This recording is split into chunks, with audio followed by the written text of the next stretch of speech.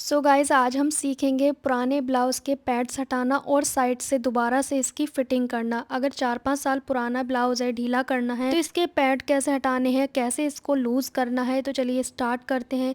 इस तरीके से आप किसी भी ब्लाउज़ के कप्स हटा सकते हैं और आप इसको लूज़ भी कर सकते हैं। आप हमारे चैनल पे नए हैं तो चैनल को सब्सक्राइब ज़रूर करें, बेल आइकन प्रेस करें। सेकंड चैनल पे वीडियो आया है, उसे भी ज़रूर देखें। सबसे पहले हमें एक सुई लेनी है बड़ी, जिससे हमने ये सिलाइयाँ हटानी है। जो कप्स के राउंड राउंड में सिलाई लगी है ना, अगर ये नहीं लगी है तो कोई बात नहीं, अगर लगी है तो इसे हटाना होगा आपको। पहले एक सुई की सहायता से पूरे राउंड की सिलाई हटानी है, सिर्फ कप्स की, ठीक है, और कहीं से नहीं हटाना है आपको कुछ भी। फिर यहाँ से जो स्लीव्स है थोड़ा सा हम यहाँ से हटाएंगे, क्योंकि हमें ये लूज़ भी करना है ब्लाउज़। 5-6 साल पुराना ब्लाउज़ है, अब वो साइज़ बढ़ गया है, भी सभी मोटे हो जाते हैं शादी के बाद, तो फिर हमें लूज़ करना होता है। तो मैंने थोड़ी सी जगह पे स्लीव्स को हटा दिया है।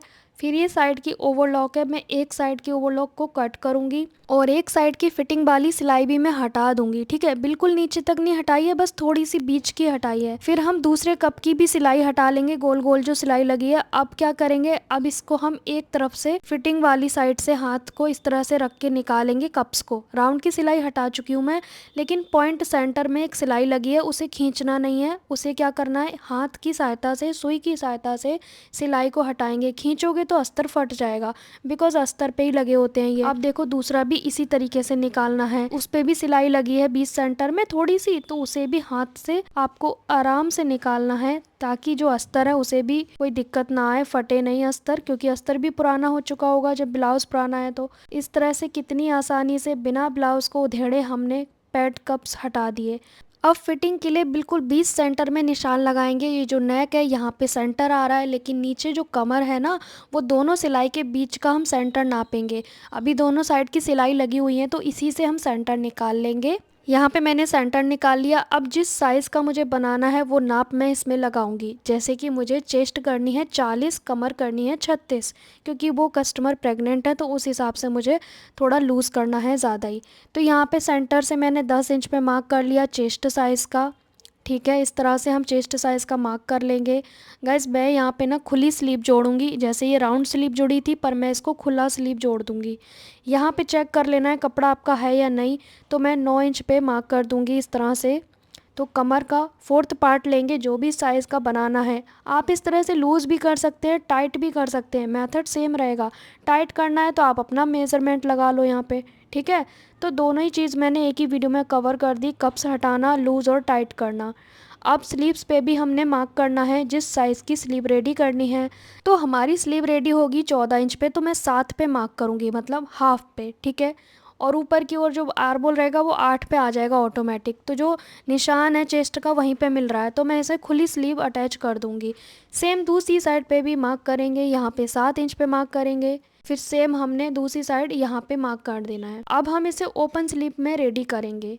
यहाँ पे थोड़ी सी सिलाई हटानी पड़ेगी स्लीव्स की भी, और जो हमारी फिटिंग चेस्ट साइज़ की है वो भी, जो पुरानी सिलाई है उसे हटाना पड़ेगा, क्योंकि ये गोल बाजू जुड़ी है, हमें गोल बाजू नहीं, हमें खुली बाजू में कन्वर्ट करना है। उससे क्या होगा ना कि कस्टमर दोबारा से इसे फिट करा सकते हैं, क्योंकि अभी वो प्रेग्नेंट है, बाद में इसे फिर से वो टाइट करवा सकते हैं। तो जब खुली बाजू में जोड़ दूंगी तो एक सिलाई लगाना रह जाएगा बाद में, जब वो 6-7 महीने बाद वो फिर से टाइट कराएंगे। तो खुली बाजू जोड़ने से क्या है ना, फिटिंग बहुत आसानी से हो जाती है दोबारा करनी हो तो।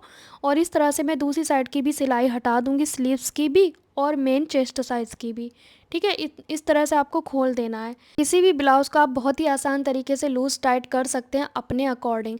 अब हमने दोनों तरफ की सिलाइयाँ हटा दी, पर ये ओवरलॉक थोड़ी सी दूरी में हमें कट करना पड़ता है, तभी तो हम इसे जोड़ पाएंगे। अब स्लीव का पार्ट हमने फ्रंट वाले हिस्से में जोड़ना है। ये कप्स हटा दिए कितने आसान तरीके से। अब मशीन पे चल के सिलाई करेंगे। तो स्लीव वाले हिस्से को इसके साथ पकड़ेंगे, ओवरलॉक कट कर देंगे।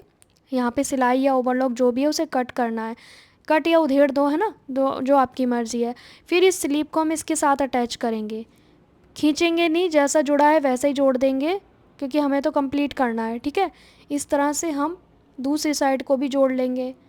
थोड़ा थोड़ा ही जोड़ना होता है, क्योंकि ज़्यादा तो उधेड़ा नहीं है ना हमने। इस तरह से आप आप अपने ब्लाउज़ की बाजू को, गोल बाजू है और आपको सिलाई नहीं आती तो आप खुली बाजू करके आप रोज़ ढीला टाइट कर सकते हो, ठीक है। अब ये इस तरह से हो गया। अब ये जो एक्स्ट्रा आ रहा है उसका तो हम कुछ नहीं कर सकते, क्योंकि जिसने कटिंग किया होगा वो उसका प्रॉब्लम है, पर हमने जो फिटिंग का निशान लगाया हम उस पर फोकस करेंगे। अब हम इसे फिटिंग नीचे की ओर से करेंगे। जब भी खुली बाजू जोड़ें तो आप नीचे की ओर से फिटिंग करें। पहले मैं पक्का कर रही हूँ। अब यहाँ पे मैं सिलाइयाँ लगा दूँगी। अब मैं बिल्कुल बराबर पकड़ के सिलाई लगा रही हूँ। स्लीप के पास हमारी सिलाई कंप्लीट होती है। खुली बाजू में नीचे से ऊपर की ओर ले जाना चाहिए, ताकि जो आर्म होल का मार्जिन है वो अच्छे से बैठ जाए।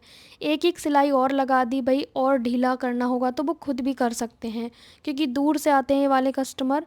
यहाँ से भी हम सेम ऐसे ही करेंगे जैसे दूसरी साइड पे किया था।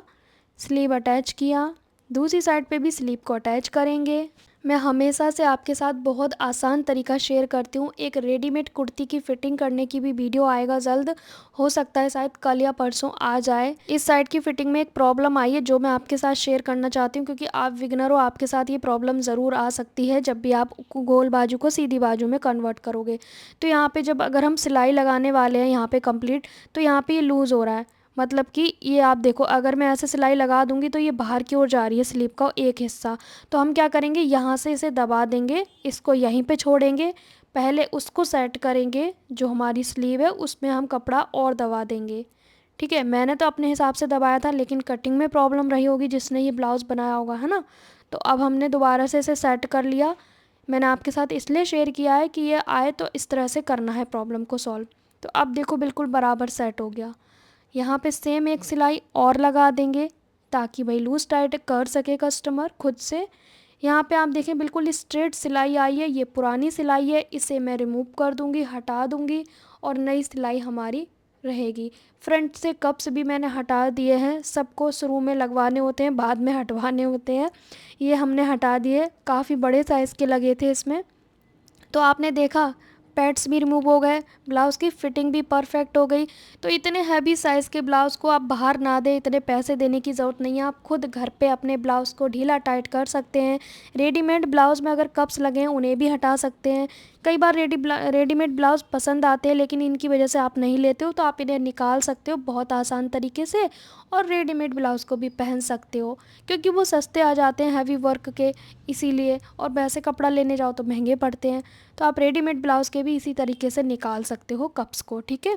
तो यहाँ पे हमारा ब्लाउज़ बन के कम्प्लीट हो गया है। जिसमें आया था उसी में रख दिया मैंने। वही कस्टमर ने जैसे भेजा था मैं भी वैसे ही भेज दूँगी। फिर उसके बाद किसी पुराने पैंट में इलास्टिक को कैसे चेंज करते हैं, तो मैं यहाँ पे पहले इस इलास्टिक को खोल दूंगी, निकाल दूंगी, जितनी सिलाइयाँ लगी है सब हटा दूंगी, फिर इसमें मैं दूसरा इलास्टिक डाल के कंप्लीट कर दूंगी। Bye bye.